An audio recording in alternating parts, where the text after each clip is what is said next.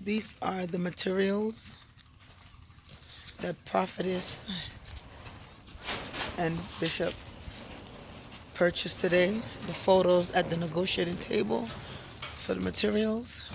This is the evidence of it. This is what every donation from everyone in the U.S. has helped Prophetess Janet Maxwell with. This is the result. This is where your money went to complete the task, to build, to finish the work. This is where your money went.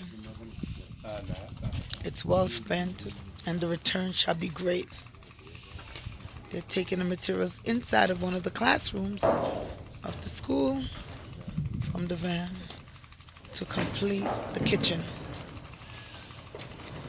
This is the work of the Lord. This is the mission field. This is kingdom building. Building for the future, the next generation, the children. Look what the Lord has done and is continuing to do. There were two of the children. School is over. The kitchen over there. That's the apostle. That's the school.